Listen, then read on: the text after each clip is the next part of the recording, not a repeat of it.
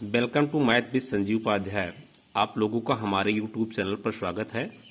जैसा कि मेरा आज का टॉपिक है बहुलक अर्थात मॉड। तो आज हम बहुलक के सारे प्रश्नों को एक ही वीडियो में हल कराएंगे और ये प्रश्न आप लोगों के लिए बोर्ड के एग्जाम के लिए बहुत ही लाभदायक हैं।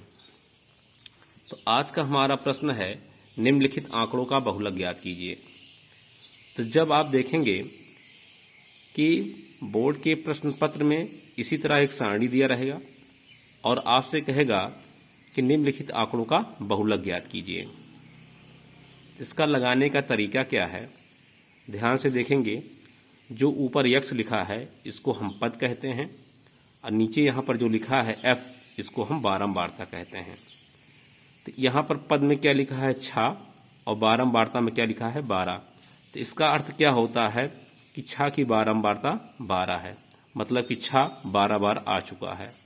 इसी तरह 12 की बारंबारता 24 है, 18 की 36 है, 24 की 38 है, 30 की 37 है और 36 की 6 है। हमें करना क्या है, इस आंकड़े का बहुलक ज्ञात करना है। तो इसके लिए आप क्या करेंगे, सबसे पहले आप चले जाएंगे बारंबारता वाली सारणी में और इसमें देखेंगे सबसे अधिक किसकी बारंबारता है। तो यहाँ पर सर्वाधिक बारंबारता कितनी है 38। ठीक, तो आपको सबसे पहले आपको यही सिलेक्ट करना है कि सर्वाधिक बारंबारता कौन सा है। सर्वाधिक बारंबारता कौन सा है 38। तो यहाँ लिखेंगे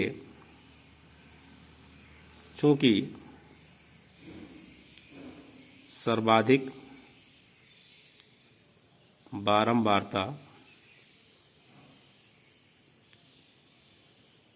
बराबर कितना 38 और किसकी बारंबारता है 24 की। तो अतः बहुलक हमारा क्या हो जाएगा, बहुलक हमारा हो जाएगा क्या, जिस पद की बारंबारता सर्वाधिक हो। तो 24 की बारंबारता सर्वाधिक है, इसलिए हमारा बहुलक क्या बनेगा, बहुलक हमारा बनेगा 24। ठीक है, तो इस टाइप के प्रश्न आए तो ध्यान से आप लोगों को देखना है किस पद की बारंबारता सबसे अधिक है, वही हमारा बहुलक बन जाता है। नेक्स्ट प्रश्न है, अगर आपको इसी टाइप का प्रश्न बंटन में दिया जाए और आपसे पूछे कि इसका बहुलक क्या होगा, तो इसका तरीका क्या है, ध्यान से आप लोग देखेंगे कि एग्जाम में इसी तरह आपको एक सारणी दी रहेगी और पूछा जाएगा कि बंटन का बहुलक ज्ञात कीजिए। तो यहाँ पर देखेंगे एक कॉलम बना रहेगा वर्गंतराल का, इसमें वर्गंतराल दिए रहेंगे।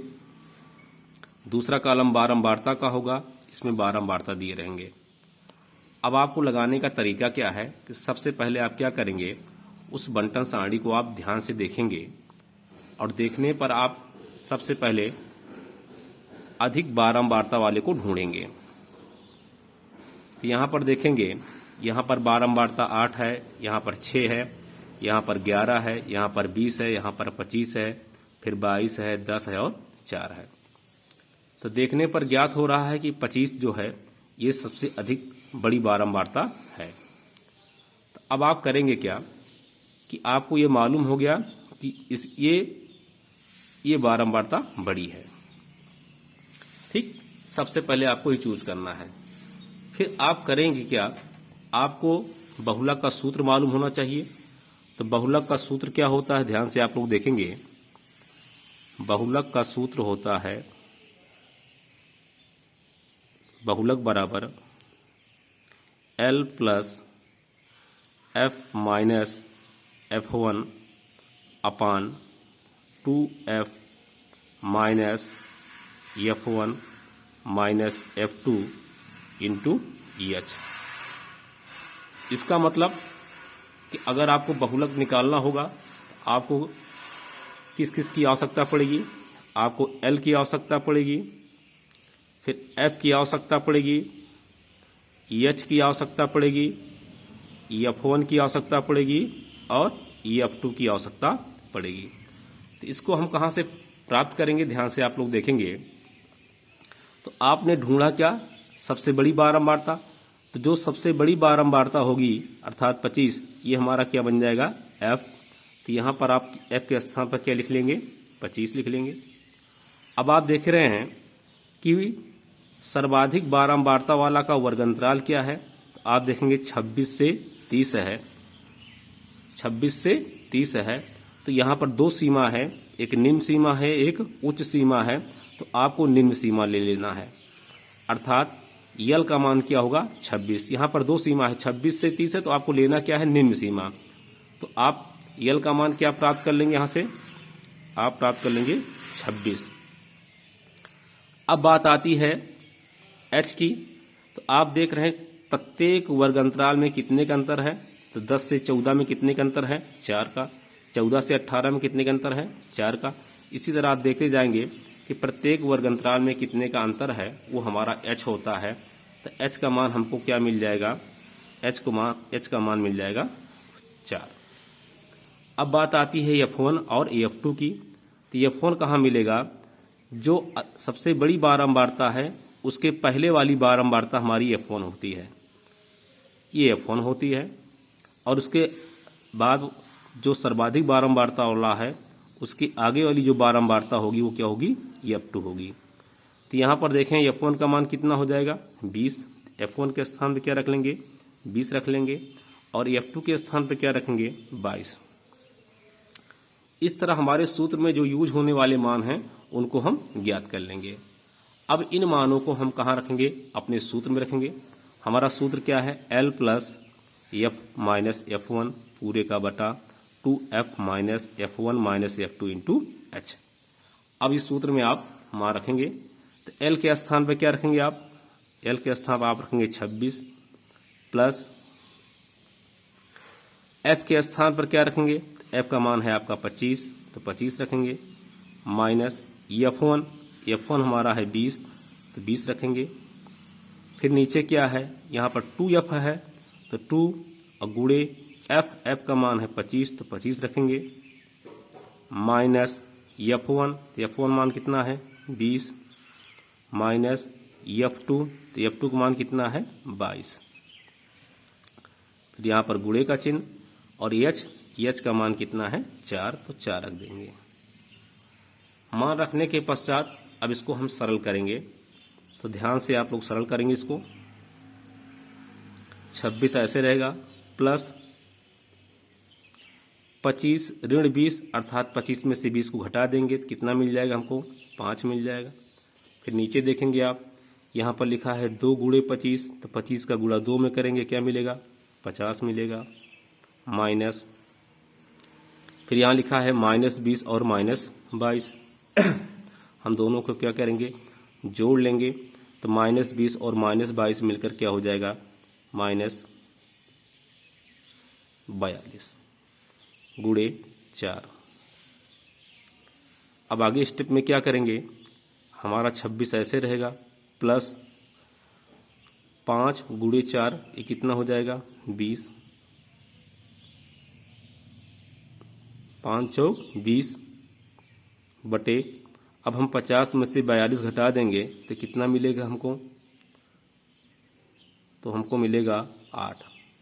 अब करना क्या है, अब आप 20 में 8 का भाग लगाएंगे। तो 20 भागे 8, तो 8 दूनी 16, 20 में से 16 गया 4, यहाँ आप दशमलव बढ़ाएंगे, ये बन जाएगा 40, 8 पंचे 40। तो इस तरह आप देखेंगे कि हमको मिल क्या जाएगा, 26 प्लस 20 बटे 8 का मान कितना आया, 2.5। अब हम दोनों को जोड़ेंगे तो 26 धन 2 28 और 0.5। तो इस तरह आपका जो बहुलक होगा वो क्या होगा, 28.5। तो इस सूत्र के द्वारा आप आसानी से बहुलक ज्ञात कर लेंगे और इस मेथड से। अब हमारा नेक्स्ट प्रश्न है, एक कक्षा में 15 विद्यार्थियों द्वारा प्राप्त प्राप्तांकों का बहुलक ज्ञात कीजिए। तो यहाँ पर क्या है, अंक आपको दिए गए हैं और इन अंकों का बहुलक ज्ञात करना है। तो इस टाइप के प्रश्न अगर हल करने के लिए आए तो इसका हल करने का तरीका क्या है, आप तरीके के द्वारा इसको आप हल करेंगे। सबसे पहले जो आंकड़ा दिया रहेगा इस आंकड़े को हम आरोही क्रम में लिख लेंगे। तो लिखेंगे आंकड़ों को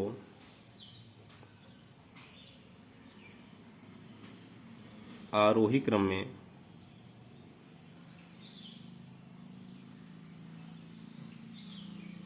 लिखने पर तो इसका आरोही क्रम क्या बनेगा, ध्यान से आप लोग देखेंगे 4, 4, 5, 5, 6, 6, 7, 7, 7, 7, 8, 8 और 9, 9 और 10।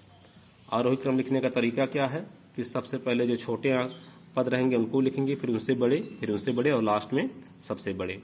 तो आप देख रहे हैं 4 यहाँ पर एक बार और एक बार यहाँ 2 बार आया है, 5 भी 2 बार आया है, 6 भी 2 बार आया है, 7 भी। तो इस तरह आप आंकड़ों को आरोही क्रम में लिख लेंगे।